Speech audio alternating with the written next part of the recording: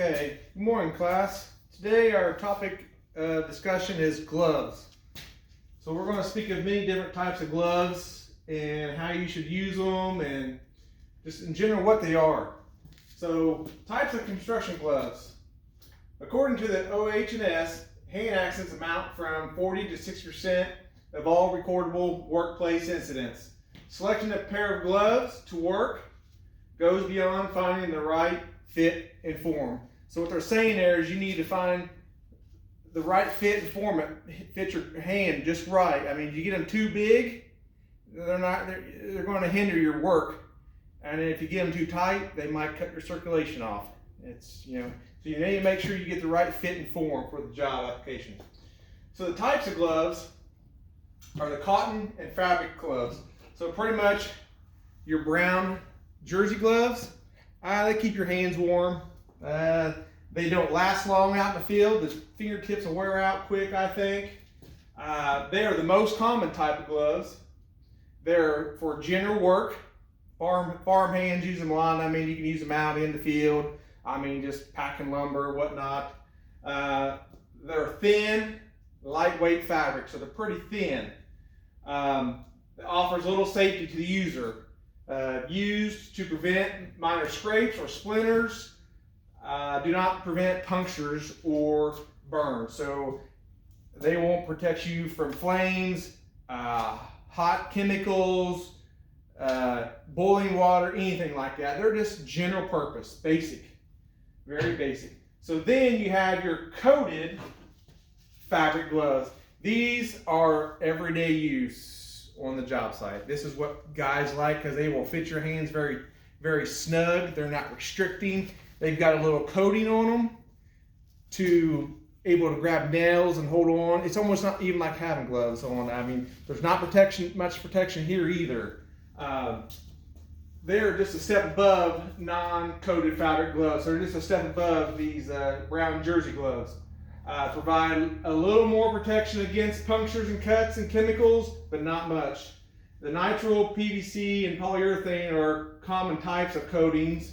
The actual coating you need depends on the task at hand. So, depending upon your task, is the coating you will need to have on that. But every day in general, this is what I always wore for 15 years. I mean, as soon as they came out, we thought we were in heaven. And they make them thicker. And here's a little thicker pair. These a little more thicker. Got the same coating on them. They're just may be a little warmer out there in the field. That's about it. So the leather gloves are desirable for a number of reasons. They are thicker, obviously. They provide good grip, insulation, and durability. They're thicker than regular fabric, which offers a higher level of protection, offer adequate burn protection. Welders, they use these a lot. I'm a welder too, and I use these, and it will burn through them eventually, but the initial spark hitting them or slag, it'll ricochet right off of them, and that's what you want. Tie and rebar. Oh my gosh, these are phenomenal. This is what you want when you tie rebar. They are great. The downfall to these gloves, they tend to dry out, crack, and shrivel a little bit, which they do, which I've got a pair that I used continuously for tying rebar. And everybody's, why don't you get it? I said, because they fit my hands perfect and they're not worn through and I can work faster with them. So it's all on what you like, but that's what I always use these for. The latex, rubber, or plastic gloves, most commonly used in the medical settings. I don't use these much in the construction field, really, because they're thin and they instantly rip. Mechanics use these sometimes, but they'll snag on a piece of metal and they'll rip instantaneously. Usually form-fitting to allow for movability, protection from chemicals, solvents, and biohazards. So that's why they're used a lot in the medical field. You won't see them much out in the construction field. If anything, you might put these underneath your jersey gloves, the brown gloves I showed you might keep the water off, but still, if it's cold out, your hands are still going to get cold if they're wet. There's another type is right here. These are a little thicker, more for the biohazards. Some are acid resistant. I use these on my when I'm doing with septic fields or anything like that, because they're cleanable, and I like to protect my hands that way. And then I can take them off and I can clean them at home with a chemical so I can disinfect them. And that's the main thing on these things what I use, and that's about it on them. I mean, your mom might use these washing dishes. I mean, that's kind of like what they are in a sense. So that's gives you an aspect of what they are. But I use these a lot. So the butyl rubber gloves, they're best for use with chemicals. More or less these right here, these big ones right here. They don't absorb liquids, so the liquids can't penetrate here.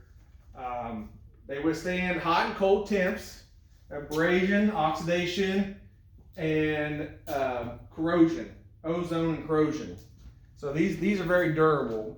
Will they last forever? No, nothing lasts forever anymore these days. We all know that. But if you ever have a question on what gloves to use and what, your safety, you can always go back to the OSHA, the CFR Construction Subpart E, Personal Protective and Life-Saving Equipment. That's where you want to look up, and that'll tell you all the stuff you need to know about gloves and personal protection. That's where the glove entry is on that. So there's many more. I mean, you got these gloves too. These are more for everyday use. They've got a strap on them that tight fits your wrist. They're a little more thicker. A lot of guys like these. They really do.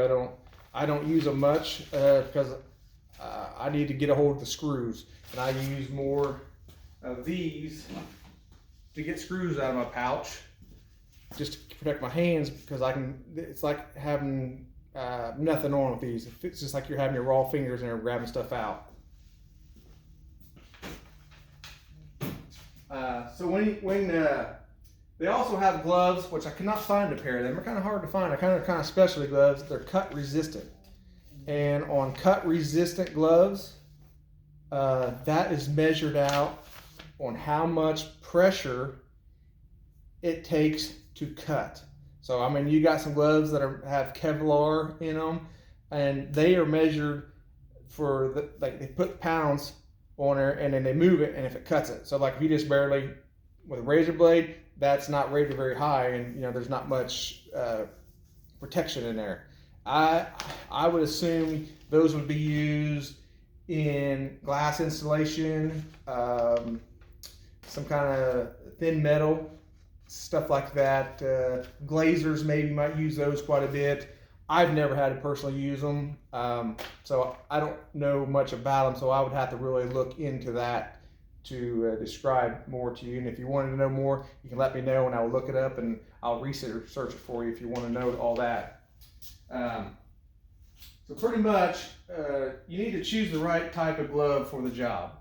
Knowing the safety challenges a job entails can help you to choose the correct hand protection. Start by identifying the hazards, then exploring your work safety glove options to find the best solution. Your hands are counting on you. So, I mean, I don't know if you ever had a broken hand where you couldn't use it. I have. It's horrible. So, I mean, if you got a cut finger, and you can't use, you got stitches, you can't get them wet. I mean, you got to look through. That's where you need to look and find the right glove for the job. So, I mean, but remember, when we go out here in the shop, we need to make sure we have our safety glasses on and our hard hats. I've got mine over there on my desk, so let's get our stuff together and we'll go over some of these gloves and you can test fit them and see how they feel, and that way you can get used to them. So let's grab our hard hats and our safety glasses and let's head out to the shop and we'll do that. Thank you.